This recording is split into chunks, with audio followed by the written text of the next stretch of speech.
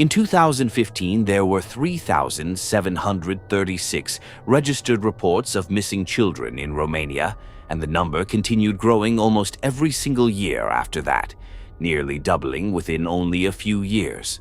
Most of the cases were resolved within days, but hundreds remained unsolved for decades. That slowly created a huge panic among Romanian parents. Many stopped letting their children go outside alone, watched every unfamiliar car driving through the neighborhood, and constantly feared that someone could suddenly pull up and kidnap a child. Stories about suspicious black vans driving around playgrounds started spreading everywhere.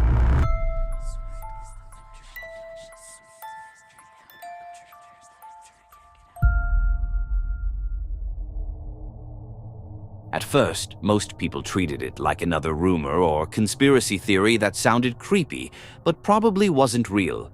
But everything changed when a young woman posted something disturbing on Facebook after an encounter she had while going home. She uploaded several photos taken in the Camp Road neighborhood, showing what appeared to be a black ambulance parked near multiple playgrounds. The caption read, "This evening in the Camp Road area, around 8:30 p.m., near several children's playgrounds, I saw a very suspicious vehicle. Please share." Because Romanians have always had a fascination with conspiracy theories and urban legends, the story exploded online almost instantly. The post was shared more than 22,000 times, and many people started connecting it to the growing number of missing children cases. That was the moment the panic truly peaked. Soon, more and more people began sharing their own stories. According to these rumors, once the sun disappeared and the streets became dark, mysterious black ambulances would begin roaming through Romanian cities. People claimed the vehicles had no license plates, while others insisted they were registered in foreign countries. The stories described unseen drivers stopping near dark alleys or isolated areas, supposedly hunting for healthy children to kidnap. Things became even darker when people started saying the children were being taken inside the ambulances and operated on for their organs. Some rumors claimed the victims were later returned to their families, while others said they were killed and abandoned on the outskirts of cities, under bridges, or near roadsides. Authorities repeatedly denied the stories and stated there was no evidence supporting any organized kidnapping ring involving ambulances. But despite the official statements, the rumors kept growing stronger as more people claimed they had seen suspicious vehicles themselves. Eventually, one particular story started spreading online as proof that the rumors were real.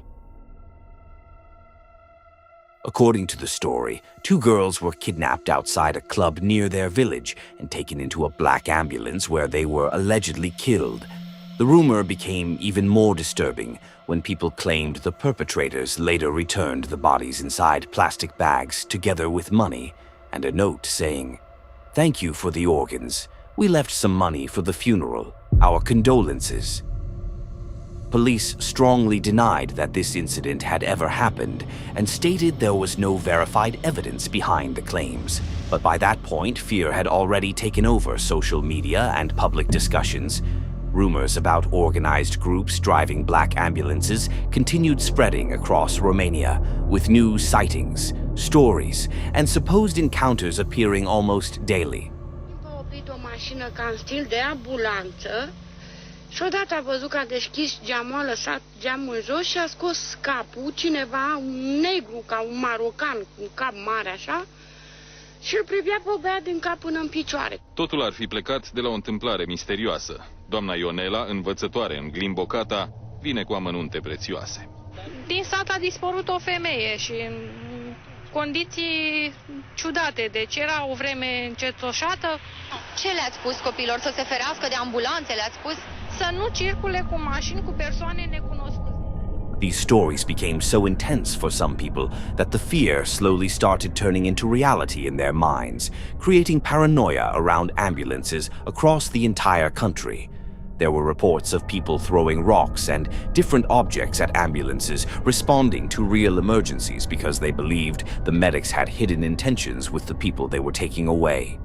In some cities, the panic became so serious that certain people refused to leave their homes for days. The rumors had spread so quickly online that within only 24 hours after the young woman's Facebook post, multiple authorities were forced to publicly intervene and calm the situation down. Police released an official statement saying, regarding the black ambulance that kidnaps children from the streets for their organs, this ambulance belongs to a private ambulance service in Bucharest and has no connection to the false rumors being spread on social media. The Romanian police has also denied this rumor. At the level of the General Police Directorate of Bucharest, no such cases have been registered, and no deceased persons have been found with missing internal organs. Even with these official statements, many people still continued believing the rumors, showing just how powerful fear and mass panic can become once something spreads online. But here is where the story gets uncomfortable. The black ambulance was never real. No organized kidnapping ring, no organ harvesting operations, no plastic bags with money. None of it happened the way people described it online. What was real, however, was something far less dramatic but far more disturbing. Romania was already documented as a source country for illegal organ trafficking across Europe, not through ambulances grabbing children off the streets, but through desperate people selling their own organs for money, through intermediaries exploiting poverty, and through a system that looked the other way. The first Romanian convicted of organ trafficking was discovered in prison, missing a kidney he had sold years earlier for £10,000, with the operation carried out in Vienna, where he was listed in hospital documents simply as a relative donor. The children who were disappearing weren't being taken by mysterious black vehicles. Many were running away from abuse, from poverty, from state institutions that were supposed to protect them. Others were being trafficked through networks that operated quietly, without black ambulances, without horror movie details, just through silence, desperation, and institutional failure. The legend got the vehicle wrong. It got the method wrong, but the fear that produced it, the feeling that something was happening to vulnerable children, and that nobody in power was doing enough to stop it, that part was completely accurate. Sometimes the most disturbing thing about an urban legend isn't that it might be true.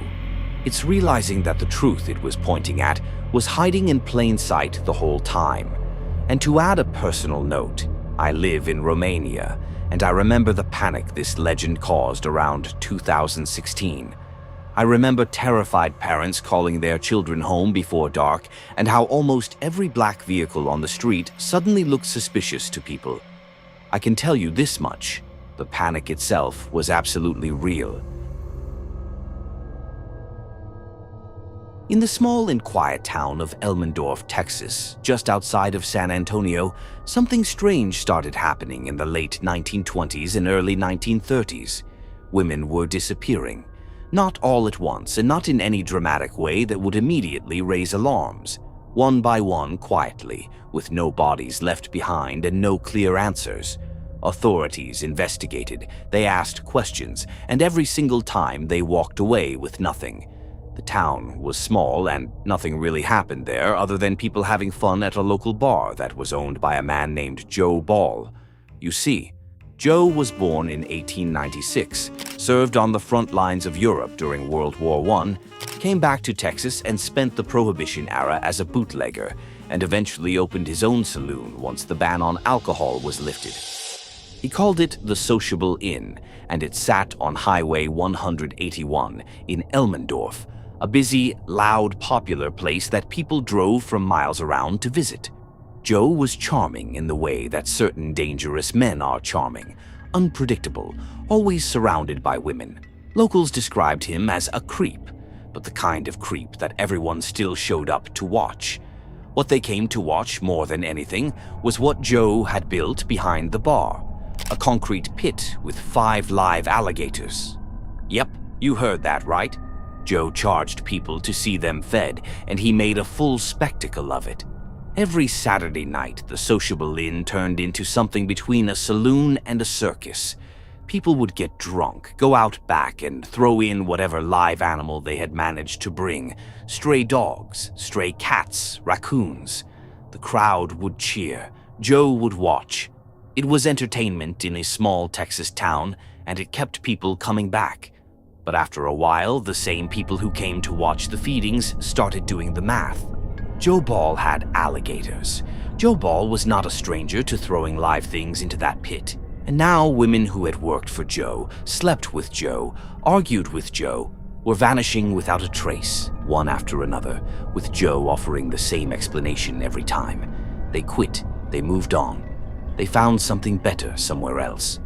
The rumors began to take shape. People started saying the women weren't leaving town. They were ending up in the pit. For years, that was all it was, just a rumor with no concrete evidence, something people whispered over drinks at other bars, careful not to say too loudly in case Joe happened to be nearby, because Joe had a temper, and Joe had a gun, and Joe had already threatened at least one neighbor with that gun for complaining about the smell coming from the direction of the alligator pit.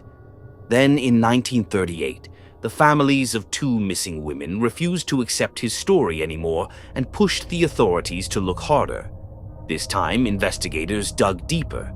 They came back to Joe with evidence that contradicted what he had told them before. His story changed, then changed again, like a bad excuse in a group project. Still, without physical proof, they couldn't hold him.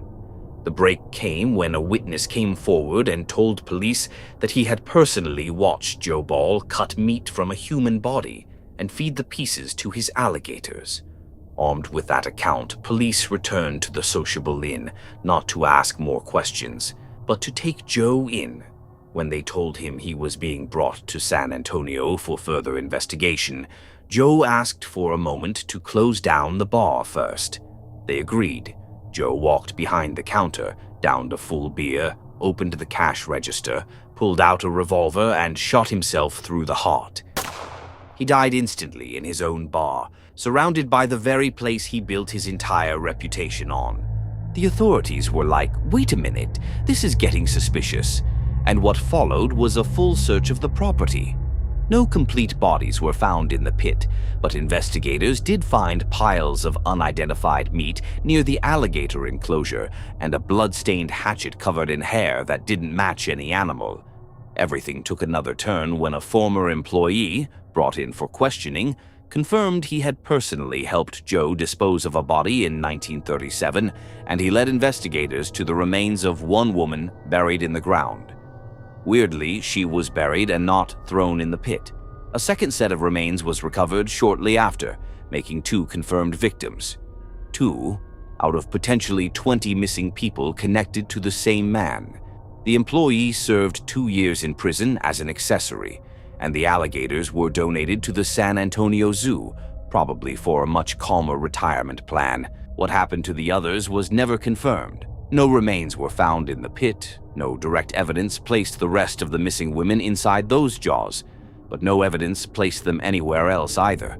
Joe took whatever he knew with him the moment he checked out of life at the cash register.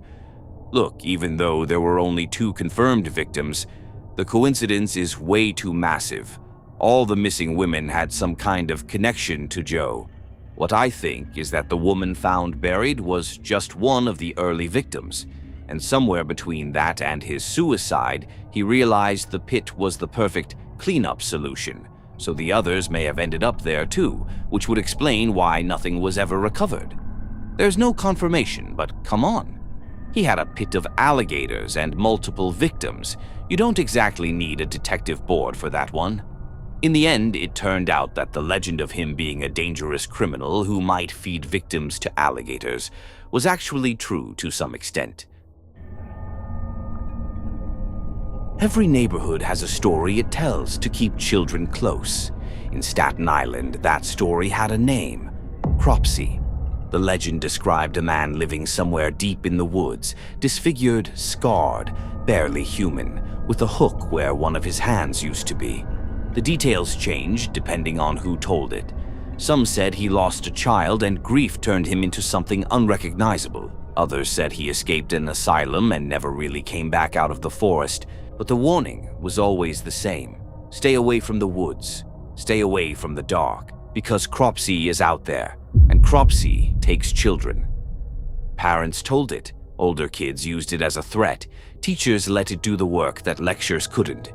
For years it lived exactly where legends are supposed to live, far enough from reality to feel fictional, close enough to make you look over your shoulder anyway.